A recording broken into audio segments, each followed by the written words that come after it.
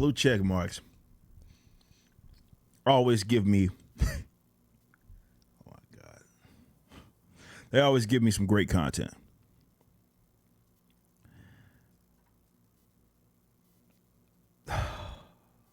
And I'm just be completely honest with you because of what's going on in Virginia and whatnot. You're going to see me talking about this subject a lot on the channel. Not just because it's a hot topic, because it's something that I recognize is very important when it comes to moving towards a freer society. Some guy by the name of David Frum, who is I guess he writes for The Atlantic, I'm assuming, and he is responding to somebody who responded to some of his tweets, and his tweets were going on about gun control and all of this stuff, and he's under this impression that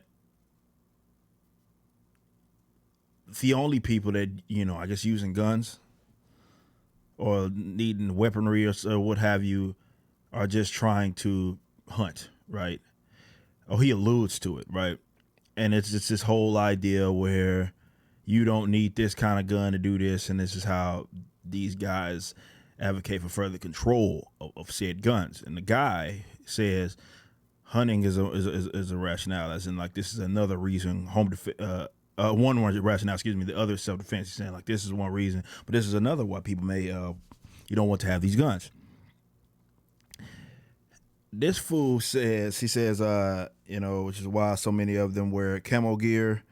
If a violent home invader hits my place, man, I want to be able to blend into my wife's potted plants for my own protection. You see, like he's usually joking. But he says for home defense, you want a dog. If your kids come home at an unexpected hour, the dog won't bite them. And I don't know what kind of logic that he's using here to jump to that conclusion, but it's utterly idiotic.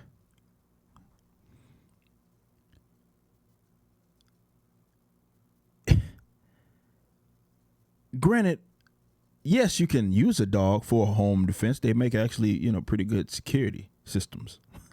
My dogs always alert me when somebody's even near walking their own dog or just walking by the house. Doesn't even matter. They're pretty vocal about it.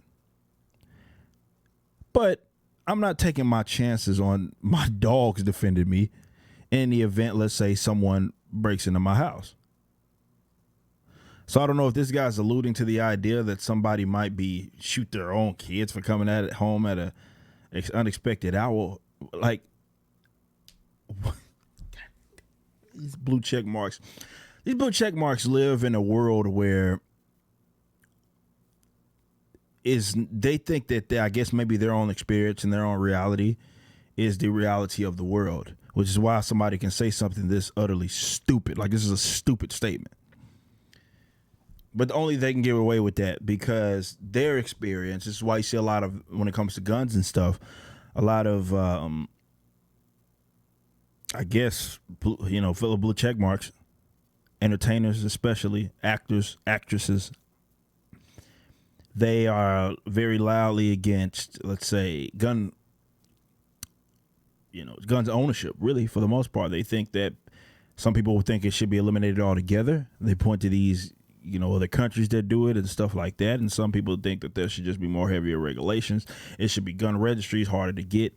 And again, all gun laws are infringements, every single one of them. Every single one of them are infringements. I'm not trying to hear anything about, well, you think you want to protect yourself from the government. They got tanks and drones. See Vietnam. And see what's going on in the Middle East right now, how long the American government has been over there, and they've not eliminated the enemy, according to them. But it doesn't even matter what you feel. Like, what you feel is safe for you. My gun is not hurting anybody by me owning it.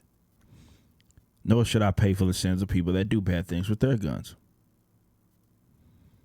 But when I say these guys live in an alternative reality, A lot of these guys are in gated communities, usually protected by some sort of security if they're like entertainers, so forth, that are also armed. And they have the benefit of being maybe in communities that have virtually no crime. And that's fine. Like if you have the money to pay, like you should be most definitely, you have the freedom. And I want to be very clear that I'm not against that. But you can't act like that situation is the reality for everybody else, where people breaking into their homes or, having to defend themselves on the spot is an ultimate reality. God, the idea when it comes to like me, or anybody carrying a gun on them out anywhere, whether it be out in the public, whether it be for home, or what, it doesn't matter. Hopefully we never have to use it. That will be the dream. But that's not always the reality. And in the event that a problem arises, I don't want to be caught without it. And what these people don't understand, again, usually protected semi-gated communities or some sort, in a lot of different states, because it varies, it's very, very difficult to get guns because of all the hoops that you have to go through. Definitely to be able to carry it around. All the hoops you have to go through, licensing and so forth. It's not as straightforward as, getting it under the table. Well, criminals do that. They have no problem doing it. And again, if the people do it voluntarily, that's fine. But what I mean by that is, when I say it's difficult, is that the average individual doesn't want to put themselves in harm's way by having the state, whether it be police departments or federal officials or what have you, using aggression upon them because they didn't go through the hoops to own a gun. People go to jail all the time for illegal gun ownership, and it's bogus. It's bogus. Nonetheless, these people's reality is not the reality. Oh, it's not the experience. Again, I'd rather have it than be caught without it. And it's funny, they always talk about common sense, these terms like that, reform, or we just want to control who has it. We just don't want everybody to have access. Like, there's like almost no form of gun control where they don't consider it common sense, no matter how much it infringes on the rights of free people. It also completely negates, or more so, they act oblivious to the idea that when it comes to definitely these federal alphabet groups, they often abuse their power. So when it comes to like red flags laws, this is why those are so dangerous. Even from the local side of things, it's so dangerous because, you give them a reason to, try to go into your house and come. I talked about that case out there near Baltimore. It's Ann Arundel or something like that. And they not broke into, let's say this. The cops were trying to enforce a new red flag law, and a guy was like, come and take it, and they got shot and killed him there. So what that law did was create an unnecessary conflict. This is a real reality when you advocate for what you guys consider basic or common sense gun reform. But this maroon who's like, oh, well, just get a dog. Like, it's just something that somebody would say that is completely out of the realm of the current reality of the average individual in America, let's say that.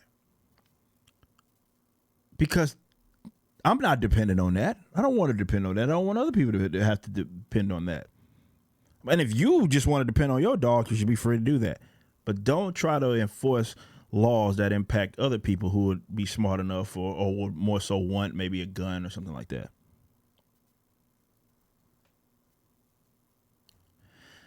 I'm going to be talking about this subject a lot, but this clown right here is something else.